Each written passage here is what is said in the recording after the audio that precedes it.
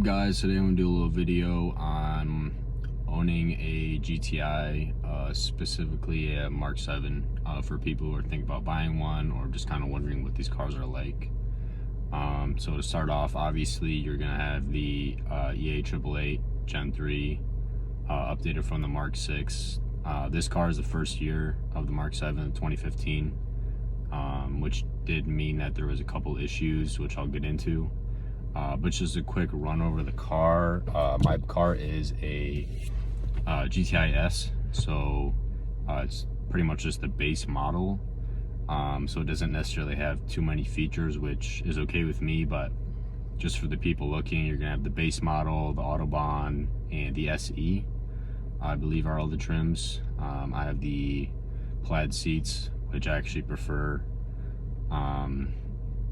I'll just give you guys a little run through of the interior and the features of the car, issues, mods, maintenance, stuff like that. So let's get into it. So obviously you'll have your steering wheel, which I find this steering wheel very nice. You have your little GTI, the red stitching, the flat bottom.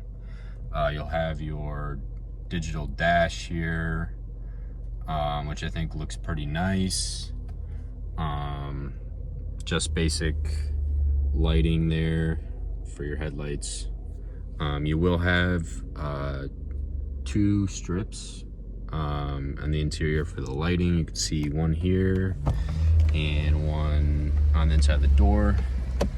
I really like these floor mats. Kind of hard to see, but it's these rubber GTI floor mats. Pedals that feel pretty nice. Also, like I said, kind of hard to see down there. You will have lighting underneath the feet there. This car is a DSG. I do have a upgraded aftermarket radio in. It kind of works similar to the regular one, but since it's 2015, I got the upgraded. You will have light back in the trunk. My car does not have a sunroof, which one of the issues with these cars is the sunroof leaking and creaking, making noise. So I kind of prefer not to have one, actually. Pretty basic interior. I'll show you kind of what it looks like in a second. As you might have seen, right now I have my seats folded down. You have the plaid seats. Car's kind of a mess right now. You have your little cover that flips up and down. Your basic controls for your AC. Heated mirrors, heated seats. Pretty basic as far as what you get. My car is just a regular Volkswagen key. You can kind of see. Not push to start or remote start or anything like that. Like I said, base model, 2015. Doesn't have necessarily all the tech features in it.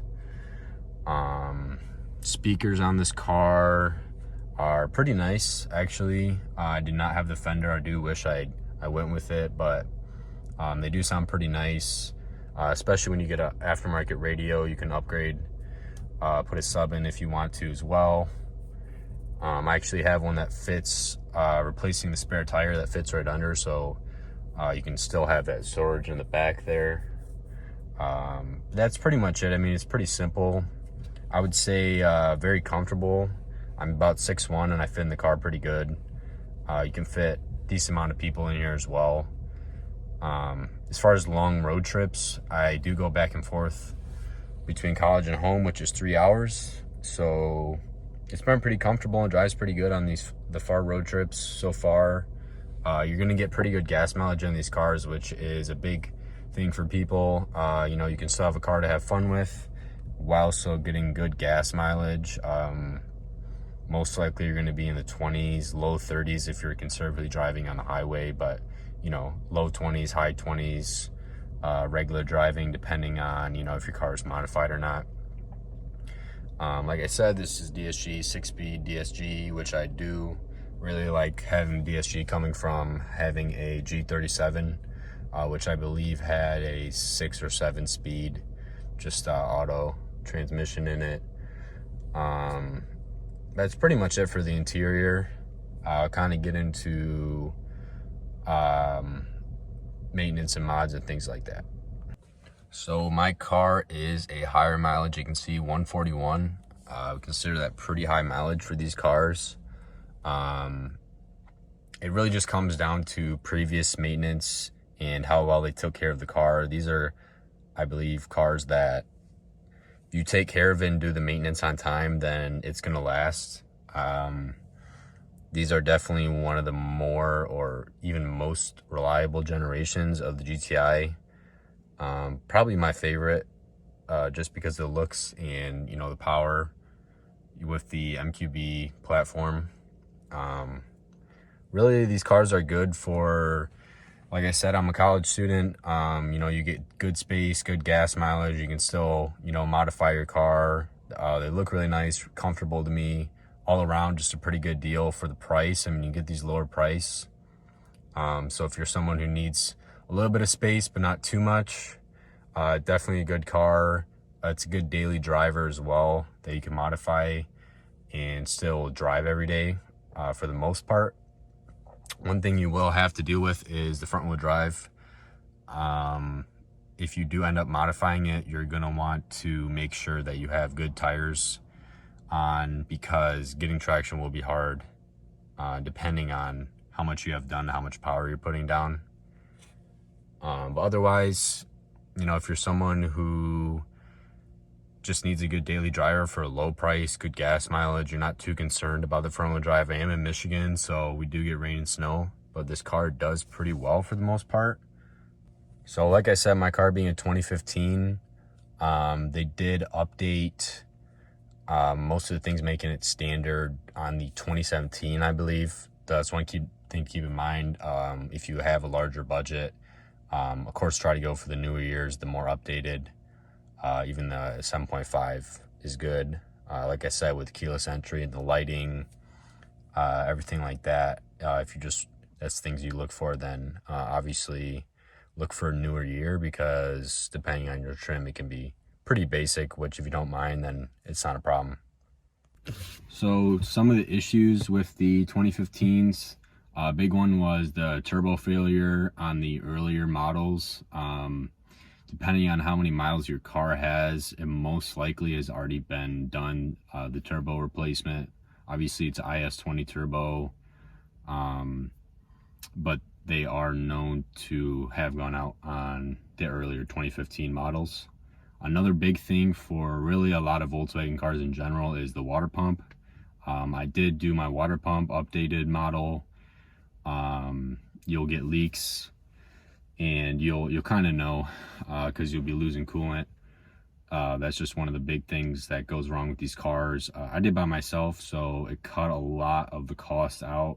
It was about $200, and then plus buying the coolant. I did do a coolant flush too, but if you don't do it by yourself, it's going to cost you a decent amount. Another thing is also the coolant flange by the turbo. It's a little plastic piece that can go bad. It's a lot cheaper, and you can get a billet aluminum one to replace that, and you won't have to worry about it. Same thing for the water pump. The union was an issue for me, so I got a billet union that's made out of aluminum, so you don't have to worry about the plastic parts breaking. German cars, especially on these, they do use a lot of plastic, so over time the heat kind of you know, wears that plastic down, and things can break, gaskets and whatnot. So that's just a thing to keep in mind. You know, coolant leaks, and then you have oil. Watch out for any oil leaks. My car has a steel oil pan that replaced the plastic oil pan, just because they can be fragile. And also did the timing cover, because that was slightly leaking too. So oil and coolant leaks, you get small leaks. You just have to watch out for it over time. Keep an eye on your oil level and your coolant level, and you should be pretty good for the most part. You know, once you fix these issues, if you do have issues, then you'll usually be pretty good. Last couple of things is, I've heard that the suction pump in the fuel tank can go bad. Mine hasn't, obviously. Not sure if it was done before or just hasn't ever gone bad, but that is a thing that I've heard that can go wrong. Also, if you do buy a manual, I've heard that the clutches are pretty weak past, past stock, you're pretty much going to need to upgrade that clutch. And like I mentioned with the sunroof, there can be issues if you do have a car with a sunroof, so that's just another thing to look out for. But besides that, not a whole lot of issues with these cars. Like I said, mine is DSG, so I did end up doing the DSG flush, which is pretty easy.